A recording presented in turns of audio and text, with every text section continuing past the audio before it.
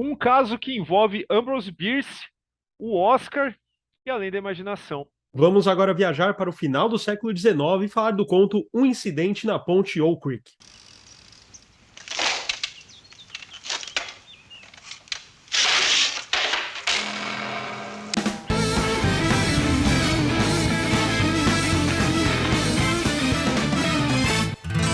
Bom, Ambrose Bierce ele está quase sempre sendo citado aqui quando o assunto é literatura, ou mesmo quando é o gênero terror, de uma forma ou de outra. É um cara assim super influente.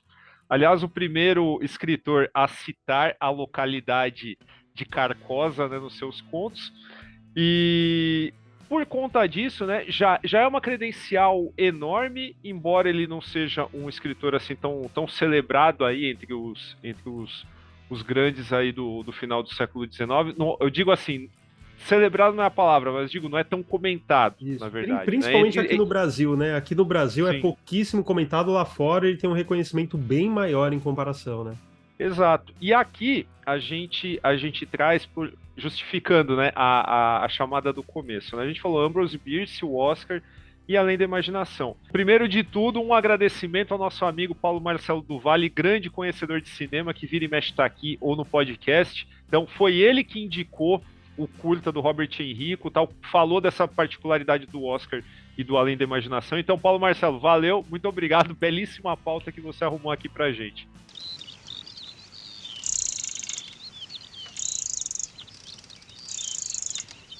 Ele é um conto escrito em 1890, né, que aproveita até uma ambientação que era bem conhecida do escritor, foi veterano na Guerra Civil norte-americana. E esse conto, ele em 1962, ele foi adaptado pelo Robert Enrico como um curta-metragem, tá? O conto, aliás, para quem quiser ir atrás, vou deixar o link para comprá-lo no Kindle aí na descrição do vídeo, tá? É um conto curtíssimo aí.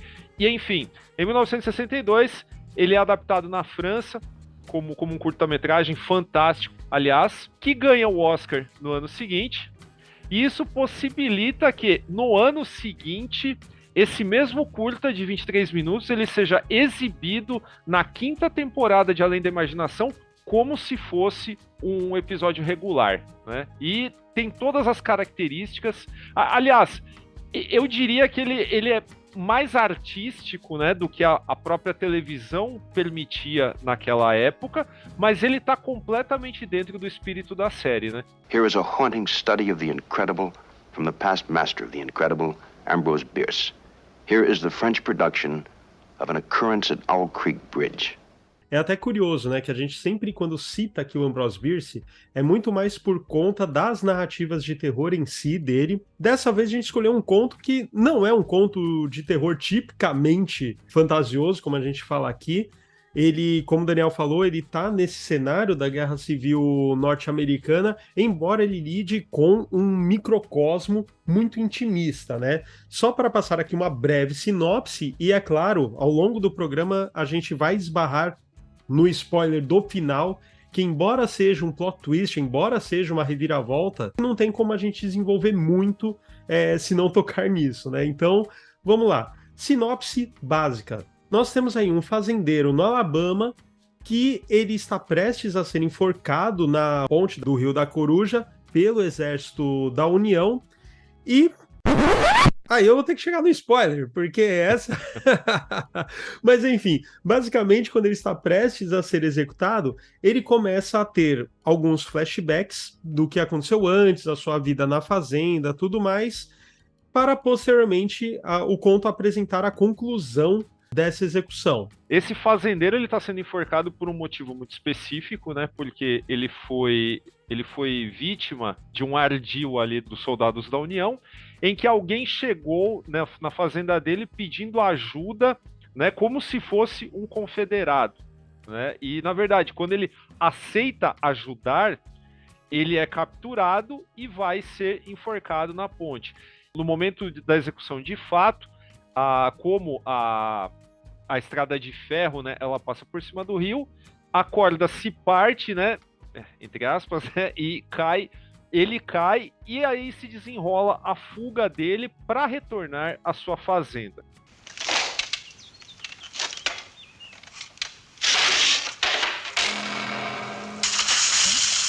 ao longo da narrativa, nós vemos o desenvolvimento, né? O Bierce, ele vai agregando elementos que fizeram, é claro, a gente tem que pensar no contexto sempre, tá? Para os leitores da época, deve ter sido uma puta surpresa chegar lá no final e descobrir.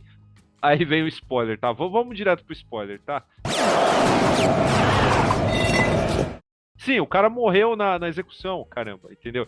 E a gente só descobre ali, na hora que ele chega, que ele reencontra a esposa. Mas o desenvolvimento disso, pensando no contexto, o conto ele é muito bem escrito, ele é muito bem narrado, e para o imaginário daquela época, cara, porra, as pessoas devem ter criado, assim, milhares de coisas na cabeça e deve ter sido, tipo, um soco na cara perceber aquilo, né?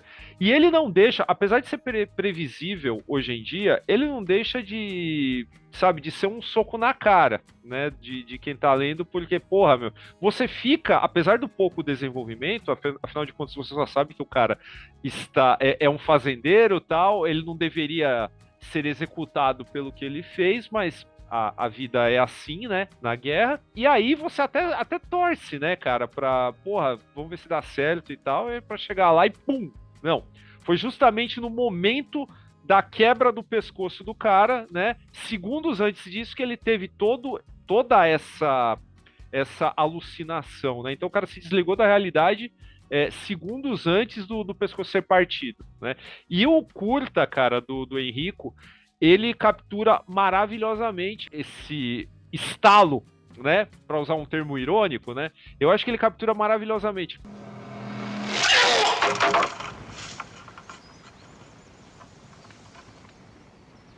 É claro, hoje em dia você vai lendo o conto e quando você chega no final, você pode, sem contexto nenhum, você até fala, ai meu Deus, é isso, né?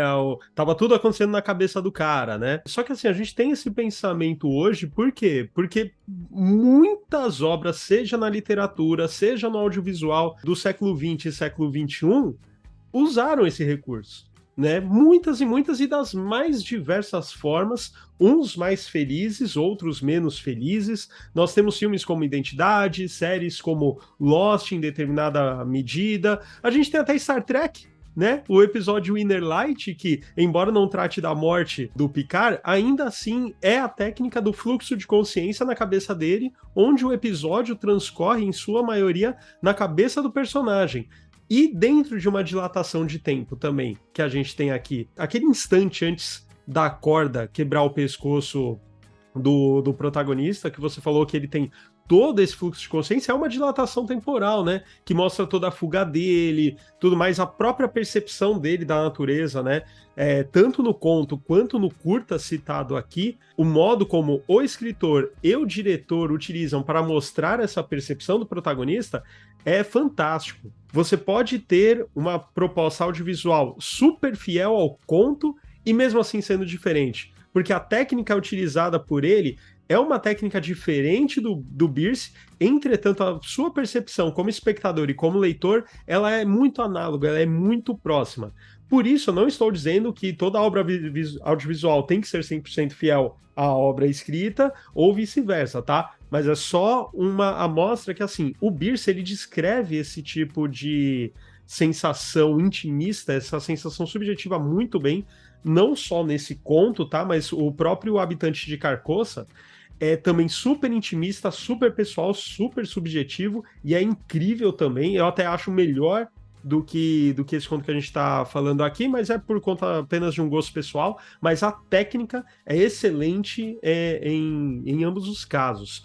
E no caso aqui, o que é interessante, né? Que a gente falou dessa questão de várias obras do século XX e século XXI utilizar essa técnica, né, do fluxo de consciência, né? Então, contar uma história que está se passando dentro da mente de um personagem, enquanto uma outra história está se passando em paralelo, né? Isso é uma coisa que foi adotada principalmente pelos escritores modernistas, né? A partir do início do século XX. Só que aí no finalzinho do século XIX, né, em 1890, com Ambrose Bierce, a gente tem o que poderia ser considerado um precursor dessa técnica. É claro, aqui no Formiga Elétrica, toda vez que a gente fala de alguma obra aí que meio que se torna um embrião de alguma técnica ou de algum estilo ou de algum gênero, a gente sempre toma o cuidado de nunca cravar, né, com uma estaca, ó, foi aqui que tudo começou. Porque, enfim, pode ter até alguma obra de desconhecimento nosso, pode ter alguma falha de memória nossa, ou pode ter alguma obra super obscura que ficou engavetada na gaveta de um autor sem muito sucesso de crítica e público que o mundo veio a desconhecer. Então, a gente sempre toma esse cuidado. Mas, quando você olha, em termos macro na literatura, esse conto do Bierce, com certeza, é um dos precursores dessa técnica do fluxo de consciência, né? De você ter duas tramas paralelas, sendo que uma delas é dentro da mente do personagem, enquanto a outra é factual, e a trama de dentro da mente do personagem, ela tem uma dilatação temporal muito grande, de modo que você conta um conto que cronologicamente acontece em instantes. Aqui no caso, a gente está falando de poucos minutos, né, entre os soldados colocarem a corda e a execução, mas que a maior parte das páginas acontece em um instante de pouquíssimos segundos, ou até melhor, microsegundos, né? I wanna be a living man. E nesse aspecto da dilatação do tempo, cara, eu acho que o curta, ele tem algumas técnicas que hoje até são bastante difundidas e tal, mas na época também não eram, né? Vamos lembrar que em 1962, porra, você teve a desconstrução da Nouvelle Vague, tipo, pouquíssimos anos antes, né? Então, o lance de câmera na mão, sabe? Você brincar, você desconstruir a narrativa clássica, então tava tudo muito ali. E o curta, ele tem aquela particularidade, cara, que depois, sabe, isso acabou sendo utilizado em narrativas um pouco mais naturalistas, mas aqui eu acho que acaba, apesar de ser uma narrativa curta, acaba te deixando assim meio apreensivo, tá, mas como é que vai resolver, como é que, sabe, mesmo que você já tenha lido o conto, você sabe como é que vai terminar, mas você fica curioso sobre como o cara resolve isso, no final das contas, né, então você tem aqueles momentos finais, né, em que ele tá correndo, e você tem a impressão que ele tá muito perto da esposa, mas ele corre e não chega, né, que é muito uma sensação de sonho, cara. Só que é uma sensação de sonho que o cara coloca no curta de uma forma que não soa excessivamente abstrato para alguém matar. Por exemplo, quem estava assistindo na época, a pessoa que estava assistindo, ela não ia matar aquilo de cara, mas ela ia sentir um certo estranhamento e uma apreensão do cara não tá chegando nela, né? E quando você acha que vai acontecer alguma coisa assim mega fantástica, surtada e tal, não, o cara chega, né? Para dar aquele microsegundo de esperança, né, pro espectador e para o protagonista, é claro, para depois pá, né?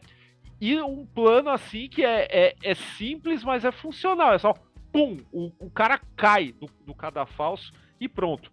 Na verdade, toda a nossa ideia dessa pauta aqui, de apresentar também o conto para quem não leu e falar do curta, porque muito provavelmente muito mais pessoas leram o conto em comparação a quem viu o curta. Mas fica uma recomendação aqui, justamente para ver os dois e comparar, para sentir, né, como é que é esse processo de adaptação, que é sempre muito interessante de verificar. É claro que a gente está vendo uma narrativa aqui que é simples, mas a forma criativa que foi encontrada para levar isso para as telas, cara, é fantástico e acaba sendo muito mais bem resolvido do que narrativas que tem ali, sei lá, o triplo do tempo, né? Ou mais do que isso. Você colocou duas palavras que acho que definem esse curta, né? Simples e funcional. Ele não tem nada surtado no ponto de vista, assim, poxa, a gente tá falando de uma narrativa que leva em conta a dilatação do tempo de uma história subjetiva, de dentro da mente do personagem. E tem a transição, né? A transição do factual para a transição do que é subjetivo. E o curta, ele utiliza os recursos mais básicos possíveis do cinema. É claro, tem a questão de movimentação de câmera, tal, tem o recurso de áudio também, então, óbvio que não é o mais básico a gente indo para assaltar o trem, não é?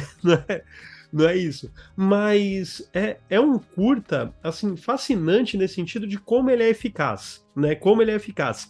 E aqui, no caso, a gente tem esse contexto de época, que Twilight Zone também adorava brincar, essa questão da fantasia, só que aqui é utilizado de uma maneira super diferente, porque não é aquela fantasia de um universo fantástico, é a fantasia de um universo subjetivo, né, dentro da mente do personagem. É muito eficaz, é muito bem dirigido, é muito bem atuado também, a decupagem também é sensacional, né, e também tem uma parte que eu revendo o curta pra gente gravar esse programa, me surpreendeu, que é o uso inteligentíssimo da trilha sonora.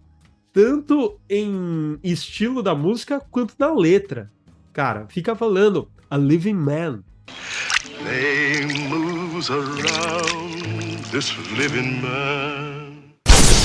Então é isso, pessoal. Procure conhecer essas obras fantásticas que são o conto do Ambrose Bierce e o curta do Robert Enrico, tal. Tem toda essa história bacana por trás.